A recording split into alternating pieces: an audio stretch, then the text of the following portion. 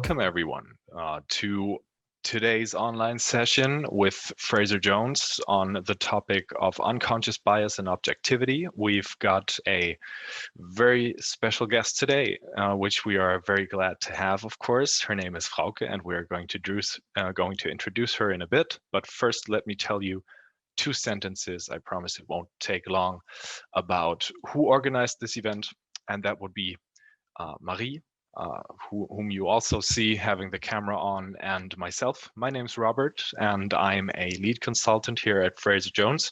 So basically what I do in my daily business is I find the best HR talent for companies who want to hire for their corporate HR departments.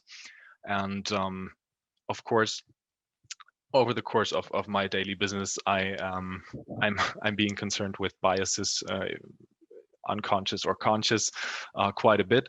So also I'm part of our D&I committee for Germany, which is why both Marie and I set out to do this event to get people to know a little bit more about the topic. And without further ado, that's it from my side for now. I'll pass it over to you, Marie.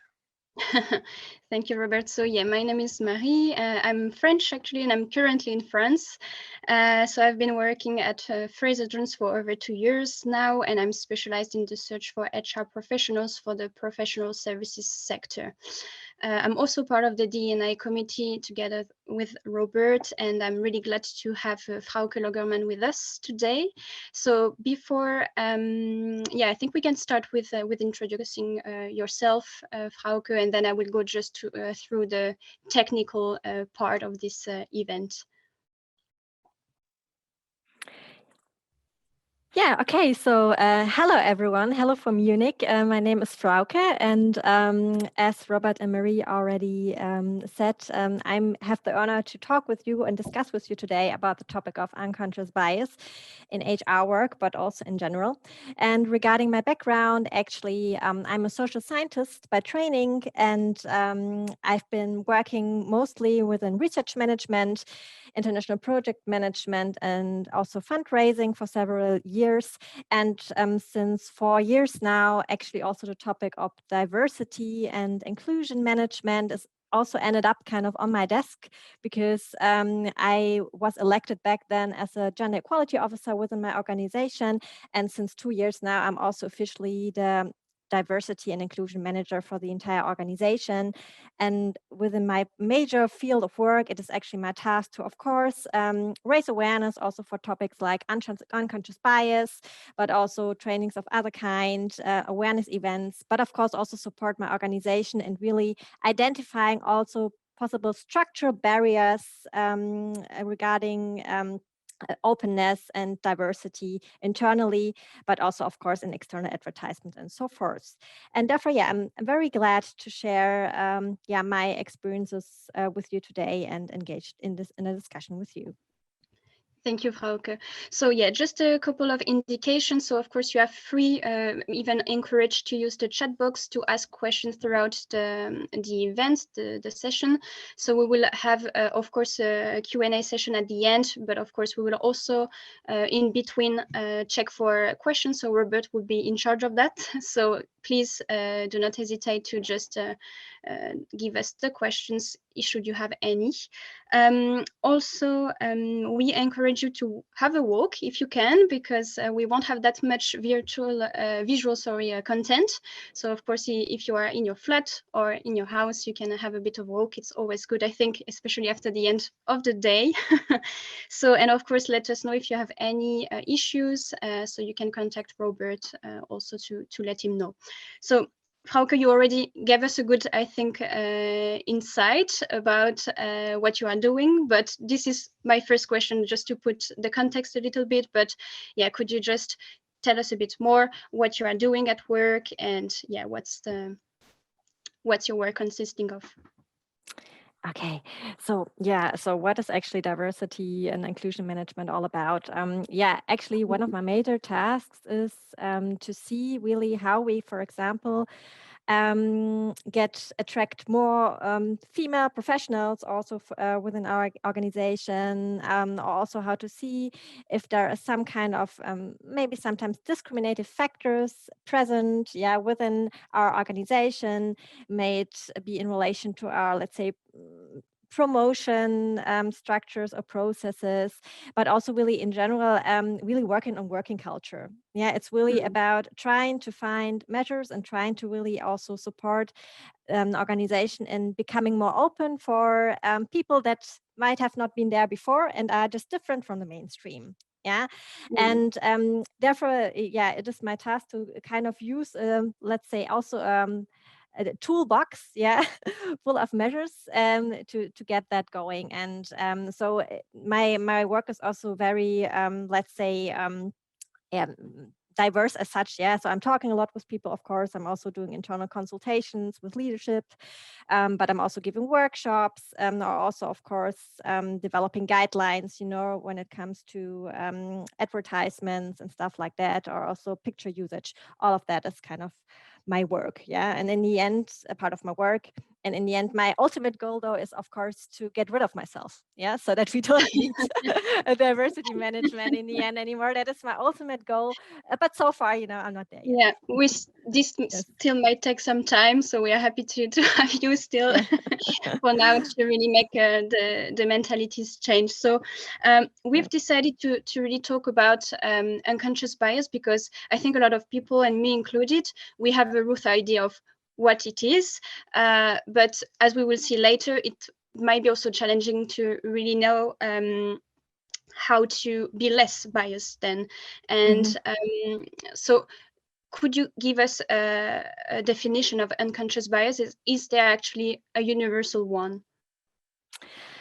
So actually, kind of universal one is always a bit difficult, but the one that is very well established is that when we're talking kind of about unconscious biases or implicit bias, it's also often referred to as implicit bias, we're talking about all these little train of thoughts or beliefs or also preferences that we automatically associate when meeting people, when meeting new people or engaging with people. And hereby, actually, these associations that are activated within our brain are operating on a very automatic manner. So we cannot really influence what we're thinking about a person once they enter the door. Because these unconscious biases kind of are influenced by our own experiences, but of course also majorly by our environment, how we are socialized and what society we're living in. And for example, I'm now living in Bavaria. So the first question I'm often asked is, all right, okay, so you're living in Bavaria, so you must love beer and the mountainside. Well, because this is just the stereotypical association people have with Bavaria. And of course, in the majority of cases, that might be true. But when it comes to me, for example, I love the mountains, but not beer. So it's not so important, and not such an important factor. But actually, this is what unconscious bias is. Just automatically think, oh, a person is from Bavaria, so they must be like that. And actually, also, this is not a bad thing. We all have that, and we also need it, kind of. Also to survive, also to, kind of also manage our everyday work and life, because we need to take a lot of small decisions every day, and therefore these biases or shortcuts are very handy.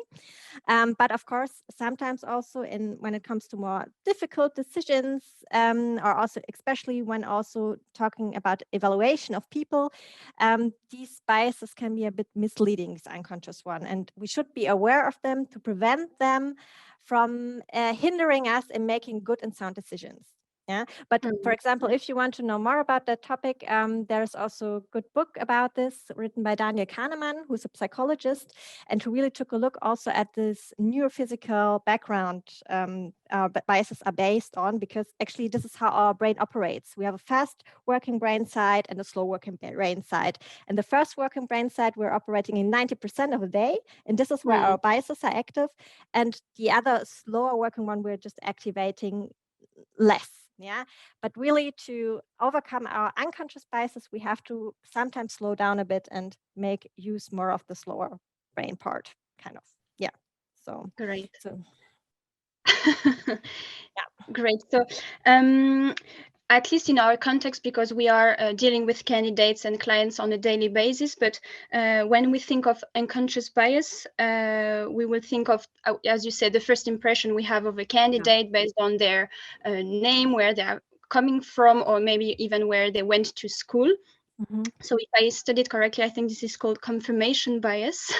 Yeah. But what types of unconscious bias are more prominent, and do you have any examples Mm-hmm. on top of what I've said? Yeah, so thank you, Mary. This confirmation bias that you mentioned, it's actually a very common one. Yeah, because it actually says that we are just paying attention to attributes within people that are confirming our biases. For example, you have a candidate now that is very old or a bit older. Yeah. And then you see, okay, and that candidate, did not make so much progression over the last years regarding their career. So that must mean they're not that ambitious anymore. Yeah. So you take a look at the CV and you think you have this bias in your head. Maybe all the people or all the employees are not that ambitious anymore. So you're looking for a fact that is confirming this bias about a person within this material as well. The funny thing is, though, this also goes both ways. Sometimes it's a thing that, for example, you see that especially when it comes to biases between gender, points that are positive for men are negatively evaluated for female.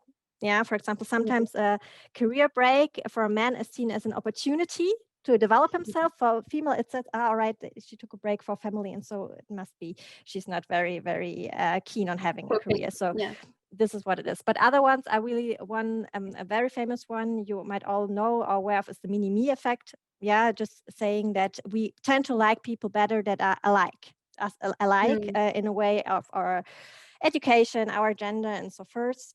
Typically the Thomas effect. We have a lot of people being called Thomas, within the upper management in the German companies. And we all know that we tend to connect to people more easily that are more similar to us. Yeah. And these are, I guess, the most prominent ones. And another one is the so-called halo effect. Halo effect meaning that one particular attribute about a person is kind of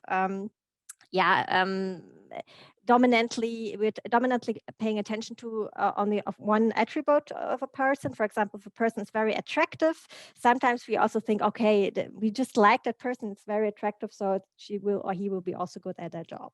These are just, let's say, the most prominent ones, but there are over 170 ones of unconscious biases total. Yeah, and we won't have time to go through all of them, obviously. I also don't know. Please don't say all of them in detail. So, but these are the ones most common. And so we discuss, I would say, more onto the recruitment aspect. But how does unconscious bias fit into the broader context of human resources? Well, actually, when it comes to unconscious bias and human resources is the optimal playground for all our unconscious biases. Yeah, because as the word already says, human resources, we're working with people, and it is where our unconscious biases are just on fire. Yeah, it starts at the very beginning. It starts in human resources. It starts how you're formulating an advertisement. If what kind of words you're using, depending on what words you're using, it might be that you tend to attract people, more male candidates or female candidates, but especially also when it comes to interview situations, for example, like the first, as I said, this gut feeling that you have, a person entering the room, and roughly you make an impression about a person roughly 1 or 2 minutes after, or even quicker after a person entered the room. And this is the thing, especially when it comes to recruiting interviews. Also, when hiring people, you have to be aware that this first gut feeling might not be true. And so and these are just two examples of human resource work where the unconscious biases really have a go if you're not really self-reflective. And I think that's a good point, because I think it's something hard to overcome, or at least if I think of myself, if I have a first bad impression, it will be hard to change this tendency. And I think that's where it's key to stay open-minded and self-critical, I think. So that's that's a good point. And so then moving forward, what do you think, Frauke, that HR can do in a company to raise awareness on this topic? Yeah, first thing is really doing events like this. Yeah, just getting the knowledge out that there are things like unconscious bias and that everyone has unconscious bias. I think this is very crucial, and that's nothing to feel bad about. Yeah, but you just should be aware of it. And yeah, just talk to people and also see, kind of really analyze within your individual working field, where are there kind of points where unconscious biases come to play or could play a role. Yeah, like with you, for example, when setting up a list of candidates, reflecting, is there a gender bias inherent, or also bias regarding social background, for example, or also ethnicity. Really try to really see unconscious bias, but also this entire topic of diversity inclusion as a crucial factor in all you're doing. Yeah. And but really the first step is just to talk with people about this, make them aware, and try to establish it as a topic that is really crucial, also crucial for the success, yeah, for your work, also especially in the future, because I think it's important to get this topic out of the, I say, fluffy cloud. Yeah, it's now unconscious bias, diversity and inclusion. It's all nice topics, we may talk about or not, but nobody should take them seriously. But it's really, we have to take them seriously. And this is one task of HR, to really also especially make leaders aware that it is a thing, and they should be aware of that.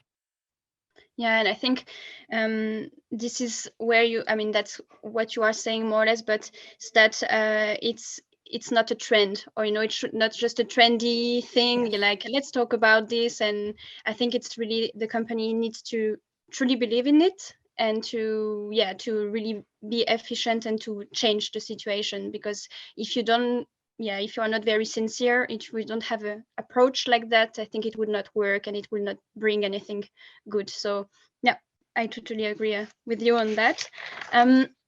So Robert, just do we have questions? Because I think I've seen some. So the first question that we have was, Frauke, could you please repeat the author and the title of the book that you mentioned? Yes. It's he's called Daniel Kahneman. Daniel Kahneman. I can also later on or write it in the chat. And the book is called Slow and Fast Thinking. All right. So I'm just going to type that in the chat. Slow and Fast Thinking by Daniel Kahneman. Is that spelled K-A-N-E-N? K-A-H-N. Okay. And then man with a double N at the end, right? Yes. All right. So there you go, Jose. There's your book title. One other question that actually just popped up within my head.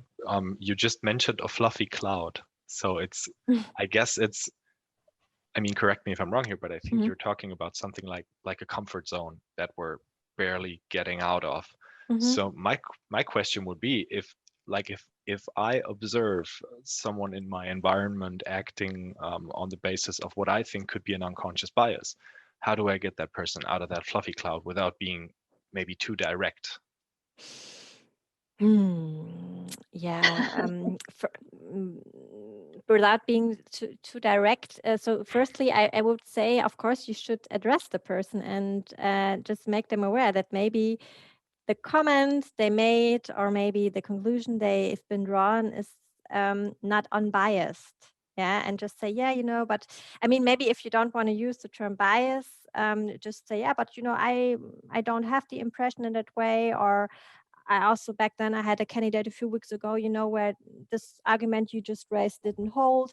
Engage in a conversation. Yeah, just engage and speak up. I think this is the first part, because still, what I often see, not only in a professional atmosphere, but also, especially also in private life, that people stay silent. I mean, a lot of people, they are aware that a lot of things people are saying is not right.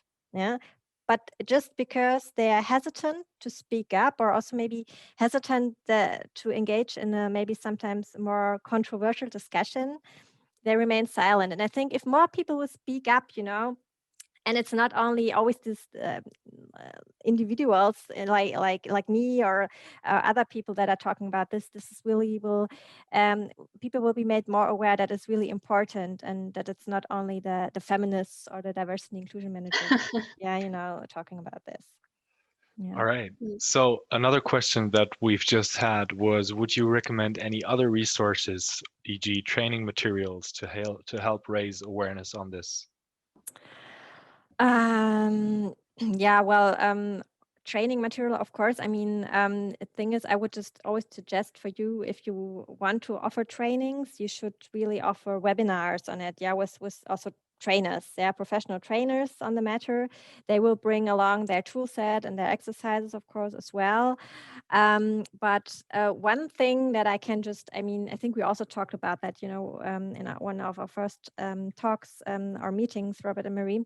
One really simple exercise that every one of us could do today is the called red bottom exercise, which means just take a second and think about a person that you don't like.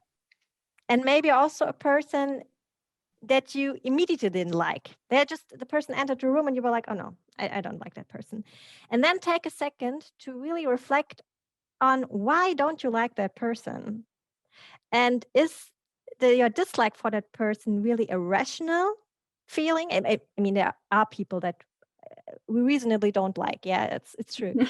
But really reflect on that. And I just can say, to me, this exercise really was kind of an eye-opener, because I said, okay, I didn't like that person, but why actually? Because I didn't like how they talk or how they move. But this is something that people also is not responsible for. So these are it's just a little exercise I think you could take with you also when in a next team meeting or event or so, and you could easily do. Yeah. And regarding additional material, as I say, just also contact professional trainers and stuff like that, and work with them. I mean, there are a lot of specialists out there. Yeah. All right. Thank you very much, Frauke. There's just one other thing that I wanted to raise awareness to, because it just happened in the chat. It's not a question in and of itself, but I think it's worth mentioning nonetheless, because I unconsciously just provided an example for an unconscious bias. Because remember, a couple of minutes back, I called the person who posted something in the chat box Jose, assuming it was the Spanish pronunciation of a Spanish name, when it actually wasn't. So he just educated me that it's actually a Portuguese name and that it's pronounced in a different way. So I just thought, a little live example of unconscious bias. Yes. There you go. Hi. Yeah. But it's a good transition, because now, Frauke, I would like to ask you, what can each of us do individually actually to identify unconscious bias and to make our social circles aware of it? Because, do you have any tips? So you mentioned, this is something I noted down because I really like this example where you asked us to think why you don't like a person. But do you have any other tips or any other questions we can ask ourselves to realize that we are maybe biased? Yeah, so the first step really would be to be really honest to yourself. Yeah, really to reflect and think, okay, do I have biases against certain groups of people regarding on their origin, or also based on gender? What kind of, just note it down, what kind of stereotypes do you have? What are in your mind, on your mind? And then try to find a counterexample. Now, for example, a common stereotype is women that have children are not that efficient at work, or not so productive, or may not take up that much workload.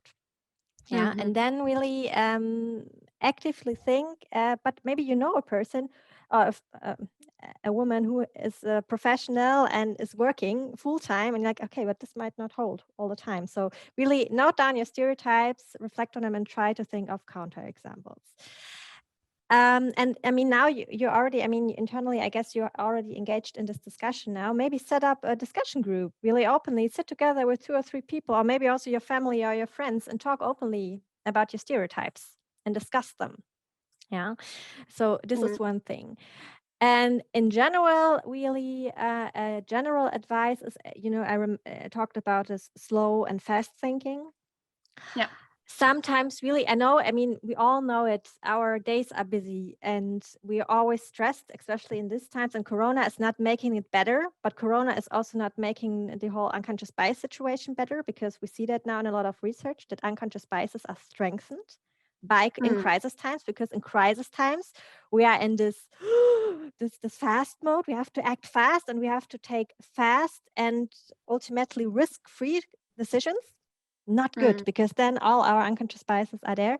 Really try to take a step back before taking a very serious decision. Also, especially when it comes to hiring, really maybe take that extra hour, extra day, or if you feel you're really, really stressed today, don't make the ultimate decision to hire or not hire a person.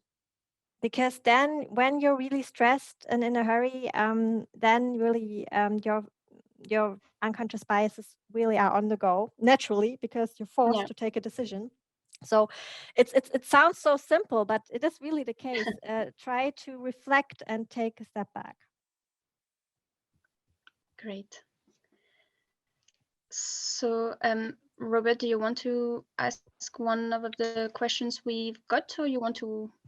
Yeah, I think now would be a pretty good time, because we are talking about that topic anyways. Yeah. So as a recruiter, Frauke, as a recruiter in a predominantly male environment, for example, the technical sales for industry or something, it's very easy to be lulled by managers. Someone just wrote, and people tend to request to find more men, or really more of the same profiles. The question is, how do you shift away from this mindset? How do you adjust the manager's realities without losing your buy-in or damaging the relationship? Yeah, that's a very, very hard question, because of course we're talking here about unconscious bias, but there's also a conscious bias. Yeah, meaning that people are, of course, consciously discriminating. Yeah, though they're not openly talking about it, but they do. So in general, because of course we just talk about you don't want to lose this good relation, the selling relation. In my experience, when talking to when you have a person in front of you who's really just interested about assets and has this thinking, if I'm hiring another person that is alike, my profits will go up. Then maybe talk with them about findings that are out there now that really say, if you have a more heterogeneous team and more diverse team, that your profit will go up. I mean, there's really a lot of research done on this now, and it's been proven. Of course, it's not guaranteed as such. So if you don't manage this diversity, then also this is very important of your group, and you don't have also leaders who know how to handle different kind of personalities, then it will not work. Yeah, but really, if you have good management, and then it's really the case that this a more diverse team, and which consists of different backgrounds, people from different schools, different genders as well, will open up more perspectives. Yeah, and then I would just maybe say at one point, of course, if you really have a person in front of you who doesn't want to listen, try to think for yourself if you could change some of the criteria you're searching on. Yeah, or maybe also tell them, I searched the field, but also this person, like this male person you're looking for is not available anymore, but I would have a female, available here, a professional. She doesn't go to this school but that school, and would you give her a chance?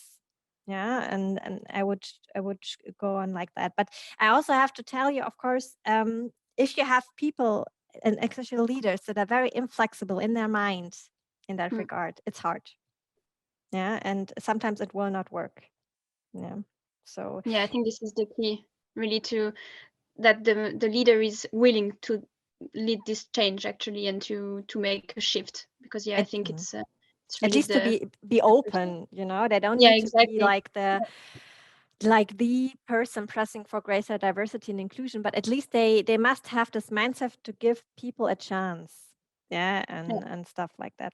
But it's difficult. This is actually, I think, the biggest obstacle I'm also facing in my everyday work. How to get these people convinced, that I have this really clear image also of the person they want to hire. Yeah, or also in IT, I have that also with IT, and they really know the person must know this program, this specific program in depth, and you're like, okay, but there are none. Yeah, and then it's like, yeah, but I need that. And but maybe also, let's say, the greater scarcity of staff will change that in the future. I don't know.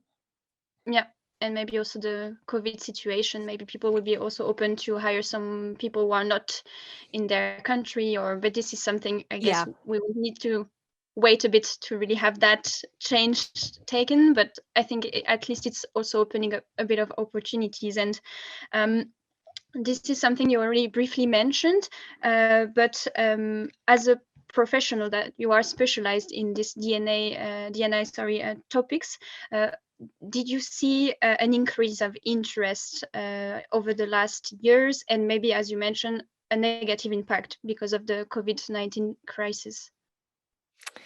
Kind of both, I have to say. Yeah, I mean, one proof that this topic is becoming more attention is, of course, that we're having this talk now. Yeah, that there are more and more events surrounding this topic. And so there is more awareness, and there is also more discussion, yeah, about these topics.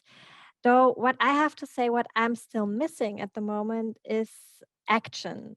Yeah, because we're talking a lot, and especially the thing what we just also touched upon with the prior question. There are a lot of conferences about these topics and discussions with leadership. But when it really comes down to measures and taking action, people often take a step back and say, yeah, but we have to see and we will work on it. But they don't want to agree on certain quotas or really measures, harder measures and so forth. So this is what I'm lacking a bit. So it's good, it's positive, that it's really now also a mainstream, or it's becoming a mainstream discussion more and more.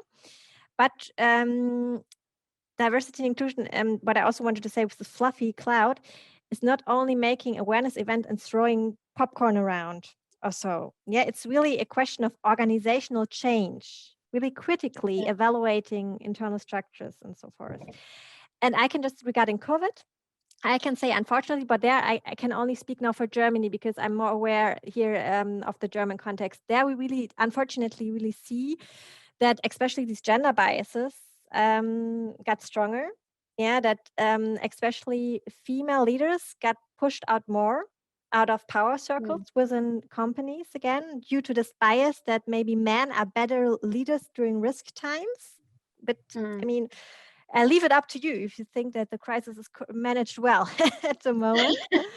But this is this bias that we have, and we really see sometimes a retraditionalization also, especially in Germany, that really it's also the women that took up more of the care work also at home, again, the homeschooling and stuff like that. But I have to say, I don't know, because I just guess our audience here is rather international today. I have to say, in comparison, Germany is not very much progressive concerning this traditional family models. Yeah, so here in Germany, really, it's really, really normal still that the women are stepping back for the career of the men.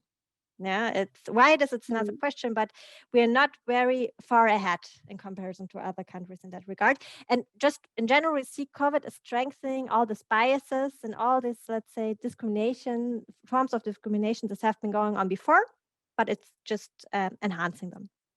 Yeah. Great. And so comes to my next question, which is a bit simple, or maybe not, but why do you think D&I is so important? Because this is something you said, it's raising and raising. This is something we hear more, but why, in your opinion? Because you see that if you're not paying enough attention to this unconscious bias topic and also diversity and inclusion, that you don't always hire the best people for the job. Yeah. And we saw that, we all know, or also if we look around, sometimes you have people in leadership positions where you really think, okay, why are they there? Yeah. So it cannot be maybe only due to their good qualifications and so forth. And it's really about really having this thing in mind that we want to find the best candidate for the position and giving everyone an equal chance. But equal chance doesn't mean also ultimately that we are doing all the things similarly than before. We really have to reflect on how we're evaluating performance, excellence, because we know, for example, if you're a person maybe with not from another ethnicity, you might not have the same chances to end up at the Ivy League university or so, yeah, in comparison to others. So really critically reflect on also your measurement on how you're evaluating performance, and really turn really more towards sometimes for the potential hiring. Yeah, maybe say, okay, this person now is lacking one or two things, or even more, but I want to give that person now a chance to prove her or himself. Yeah. So, and really it's important because we need the best people and we also need more perspectives. Yeah, and I think we see that in every kind of corner. Our world is so globalized, international, digitalized. We need all the different perspectives we can get. And this is why we need also to give everyone or more people with more diverse backgrounds a chance. Yeah. So to make life for everyone better. Yeah, and I think this is something that's going to be a key for companies to differentiate themselves from the competition, for example, to attract the best talent, because I think this is something also more and more, I would say, candidates are paying attention to what the company is doing before joining a company. And also, I would say it's something we don't see right now in our business in Germany, but this is something more as a trend in the UK, which is coming. But clients will use providers who are taking really actions to tackle this problem, and this might also make people like business lose money because they won't be chosen compared to another company. So I think this is really important. And this comes to my next question then. So what's in your opinion the outlook into the future for this D&I movement? How do you see it in the future? So what I see is actually, I mean, what you just said, I think that's very positive, you know, that you really see that also more and more companies are really pressing for D&I because they really see that society is changing. And in order to really attract the best talents, they really need to do something about the working environment and also really about the inclusiveness of their working atmosphere. So I mean, what I wish is what I just also said before, that this topic is really being taken seriously as a real topic of organizational development and learning, that it becomes really a highest priority for leadership. Yeah, that it's not only because diversity and inclusion can only work if a lot of people are working on it. Yeah, it doesn't. It's very good if an organization is hiring a diversity and inclusion officer or consultant or whatever you want to call it. But this is not enough, of course, if then this is the only person pushing for change within an organization. Yeah. So you really, what I really hope is that this more people also that are convinced of this topic end up in leadership, and that they will really push for this organizational change, and really also make more courageous decisions. Yeah. So don't have this thing what is still happening, what we see still then better. I take what I know. Yeah. Then in the end, still I take the candidate from the same school or the same similar background than mine to really be more courageous in hiring people from different backgrounds. But I hope that this field is going to be more better professionalized as well, that more resources are also will be addressed within organizations to that topic, because it's really incremental and it's not a side job or so. It should be really a particular key part within organization or strategy. And I hope that it will remain like that. But I mean, this is what I wish for. And I'm positive. I mean, let's remain positive and say it will be like that, and hopefully it will develop in that direction. Great, thank you very much, Frauke. So, Robert, it's I think we received some questions, so I will let you jump in. Yes, thank you very much. We actually received a couple of very interesting questions. The first one is, Frauke, how would you respond to employees who have the feeling that, with the focus shifting on diversity, having diverse teams with diverse members of every gender, of every ethnicity being part of the team, how would you respond to the ones who are afraid that they're not in the focus of that group anymore? Because naturally, to make a team more diverse, you'd have to, for example, recruit people from minorities to get to make a team diverse, and versus not always, hiring the same majority profile, if I can call it that. So how is that possible? How do you do that to get the people on board who actually belong into that group of the majority? Like I maybe mentioned before, we first of all talk to them and also give them the feeling that it's not about taking something away from them. Yeah, it's really doing something together with them to really, in the end, make the output of the product or the company better. Due to this proven fact, just it's research. It's proven that if we have more perspectives, different perspectives, that our products will be better. Yeah. And then in the end, I also would not engage too much into the conversation, because I know this is a fear-led conversation, because of course, yeah, it's logical that maybe people that mostly profited from the unconscious biases that we had are now in a situation maybe where they think, okay, now it's not enough to only be a man from, I don't know, Oxford University to get the position.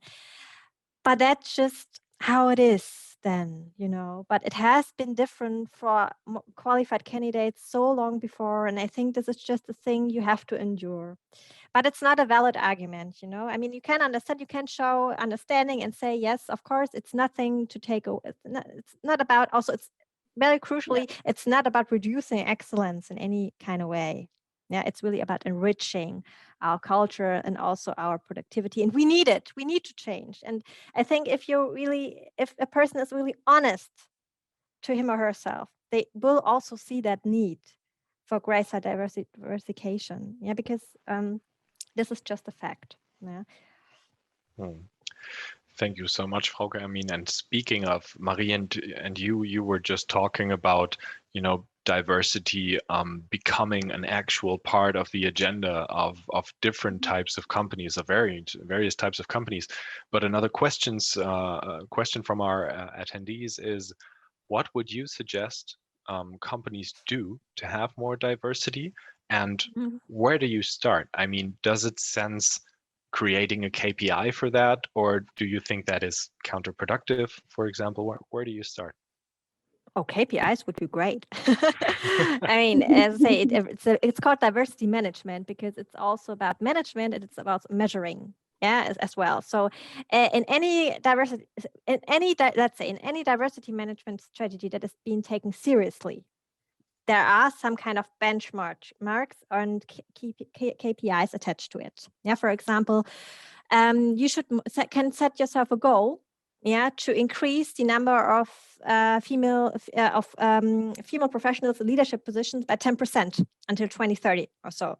Yeah, this would be a KPI you can monitor, and you can reflect also upon progressively why you're performing there or not. So I think it's both ways. So first, you need to have some kind of measurable also commitments, maybe, also to really get things going, because this is what I just also said, what we see if you're just talking about it, but without any, let's say then strict force or measures, concrete, nothing will happen, actually, And I would also say, really being strictly saying that, for example, monitor also the list of candidates that are being invited for a position, and reject lists of candidates that are not diverse enough. Yeah. So, and also if you see, if somebody is maybe inviting a lot of female candidates for the interviews, but then the one man that was an interview and was hired also is hired in the end, also question that and really say, but how? Yeah. And KPIs are really important. And really also what I would just suggest is to get allies internally, because I guess, there will be people internally that have the same mindset, and they also want to get things going and get together, organize events, also critical events, talk about what's going right or wrong, within your working atmosphere, and where you also see, okay, there are obstacles towards diversity and inclusion internally. And but KPIs are really, really, really important. And but then it really depends, of course, also on your specific organizational context, what KPIs are the best suitable ones.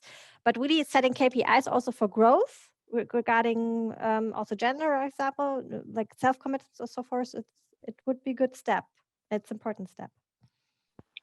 All right, thank you very much once again, Frauke. As we are approaching 6 p.m. CET, I, for now, will pose the last question by our audience to Frauke. Guys, if you should have any questions left, feel free to type them into the chat box or the Q&A box, and we'll still have a couple of minutes to pick them up. But for now, we have this question. Frauke, you previously spoke about being honest with ourselves about bias. But how do you consciously engage your unconscious bias? Like how do you increase your awareness of what you don't know about yourself? So first of all, I would also say just read some books, maybe also about biases or so microaggression, for example, people of color, things they are going through in their everyday life. Me as a white woman, I don't know. So just educate yourself to get aware that, be aware of that, engage into discussion with people, as I already mentioned. And I mean, one thing what you also could do actually is there is a project called the Harvard Implicit Bias Project. It's for free, and there you can test your unconscious biases based on gender, also obesity, ethnicity, and so forth. So if you're interested, you could just take that test as well to get an idea, if you have a certain bias or not. But in general, listen. And also when a person maybe is sometimes, we cannot know everything, but if a person is telling you, sorry, but that what you said now is a bit biased or not correct, don't react like, or try not to react like, oh, but sorry, no, I didn't mean it like that, and that wasn't a racist comment and so forth, but really take it seriously. Harvard Implicit Bias Test is the name. Genau, yeah, Robert already knows it. Okay, thank you so much.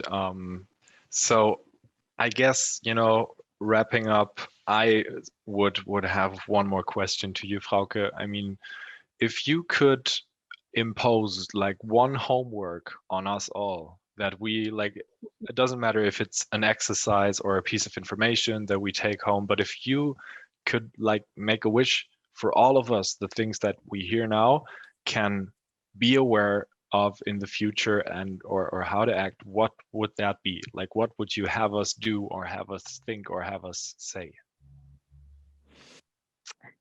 What I would like you to do is to listen more, and also be aware of your own privileges. Sometimes also think about, now we talked a lot about people being disprivileged maybe also now, but also think about critically, what are your privileges you have?